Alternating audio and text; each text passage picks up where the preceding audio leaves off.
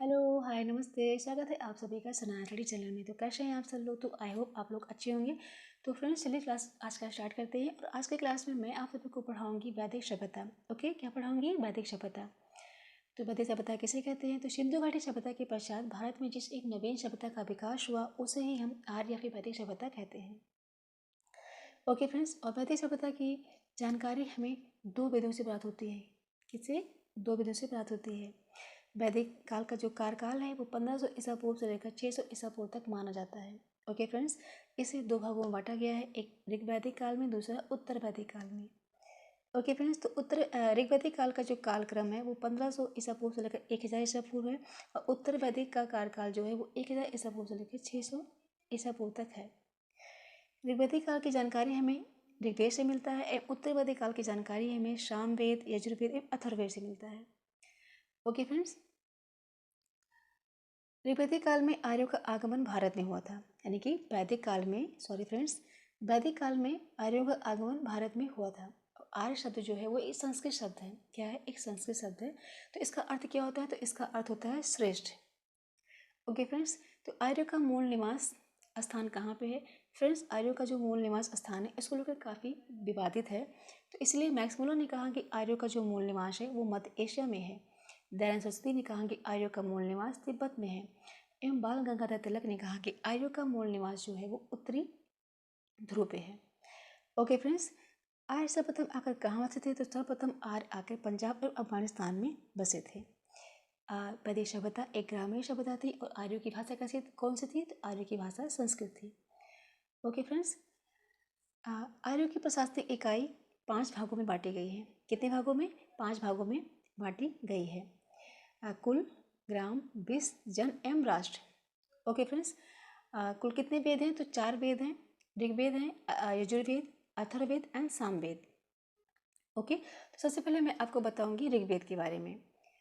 तो सबसे प्राचीन वेद कौन सा है? तो ऋग्वेद है। इसमें 10 मंडल हैं, 1028 श्लोक हैं, 10,462 ऋचाएँ हैं। ओके फ्रेंड्स, ऋग्वेद के तीसरे मंडल में हमें ज्ञात्री मंत्र का उल्लेख मिलता है। ऋग्वेद जो है इसमें ऋग्वेद में हमें स्रोत एवं प्रार्थनाओं का संचय मिलता है। क्या मिलता है? वो स्रोत एवं प्रार्थनाओं का संचय मिलता है। ओके फ्रेंड्स, अब है यजुर्वेद। तो यजुर्वेद में यज्ञों के नियमों एवं विधि विधान का संकलन मिलता है। क्या मिलता है? यज्ञ के नियम क्या है और उनकी विधि विधान क्या है, मुझे इसका संकलन मिलता है। और इसमें बलिदान विधि का भी वर्णन किया गया है। नेक्स्ट है सामवेद। तो सामवेद का शाब्दिक अर्थ होता है गान। क्या होता है? गान होता है। इसे भारतीय संगीत का जनक भी कहा जाता है। किसे? सामवेद को। ओके फ्रेंड्स, और इसमें हमें संगीत में स्रोत का वर्णन मिलता है। नेक्स्ट है अथर्ववेद। तो अथर्ववेद की जो रचना है वो अथर्वा ऋषि द्वारा किया गया है। इसमें कुल 731 मंत्र हैं और लगभग 6000 पद्य हैं।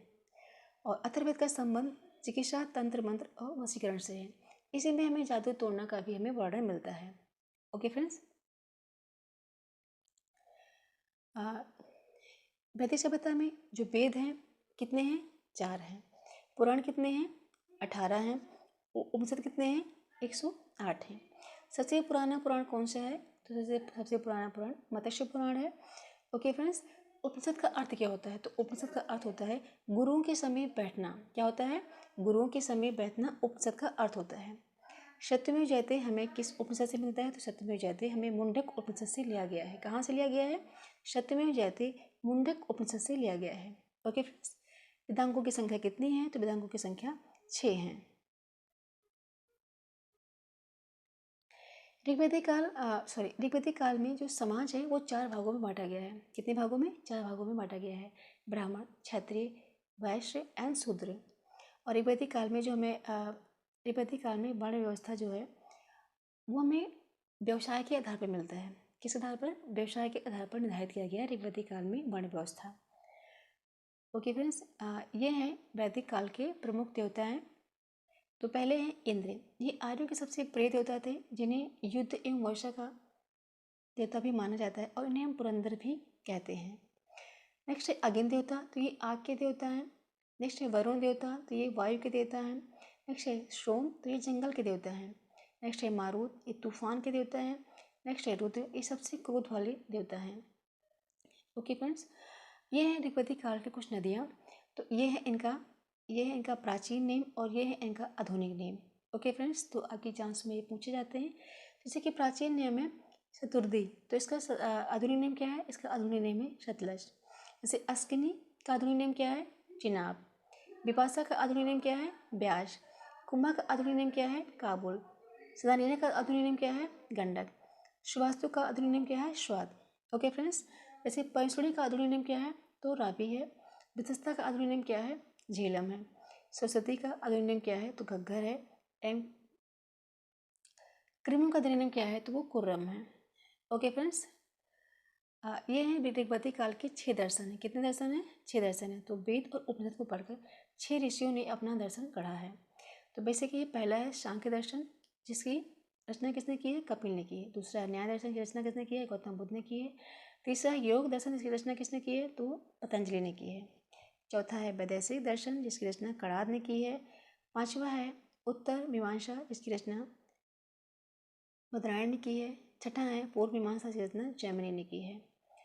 ओके फ्रेंड्स, और ये है सॉरी फ्रेंड्स, ये ऋग्वैदिक काल के महत्वपूर्ण तथ्य हैं। तो आर्यों का जो व्यवसाय था वो क्या था? तो पशुपालन था। ओके फ्रेंड्स, आर्यों का जो समाज कैसा था? तो पितृसत्तात्मक था। कैसा था? पितृसत्तात्मक था। जैसे कि हमने पढ़ा है सैंधव सभ्यता में समाज कैसा था? तो मातृसत्तात्मक था। लेकिन वैदिक सभ्यता में कैसा समाज है? तो पितृसत्तात्मक है। जैसे कि सैंधव सभ्यता एक नगरीय सभ्यता थी, लेकिन वैदिक सभ्यता एक ग्रामीण सभ्यता है। ओके फ्रेंड्स, तो ये मेजर डिफरेंस है जो आप याद रखिएगा। आर्यों को अघन्या माना सॉरी फ्रेंड्स, गाय को अघन्या कहा गया है, यानी कि ना मारे जाने योग्य पशु की श्रेणी में गाय को रखा गया है। ओके फ्रेंड्स, आर्यों का जो प्रिय पशु था वो क्या था? घोड़ा था। और सर्वाधिक प्रिय देवता कौन से हैं? इंद्र हैं। आर्य द्वारा खोजी गई धातु कौन सी है? तो वो लोहा है।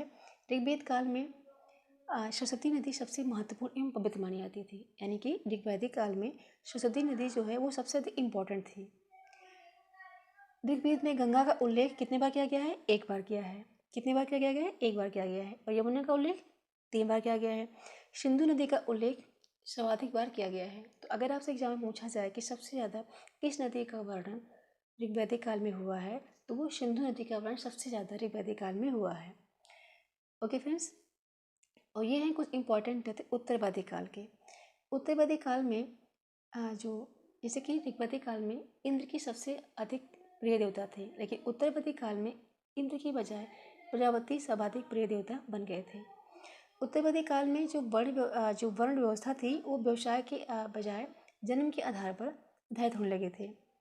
ओके फ्रेंड्स, यहाँ पे यो को हम यो किसे बोलते थे? तो हम जौ को बोलते थे। ब्रीही का मतलब क्या होता है? ब्रीही हम धान को बोलते थे। माड़ मतलब उड़द। गुदंग माने मूंग। गोधूम मतलब गेहूँ होता है। मसूर आदि खाद्य पदार्थों का वर्णन हमें यजुर्वेद में मिलता है। कहाँ पे मिलता है?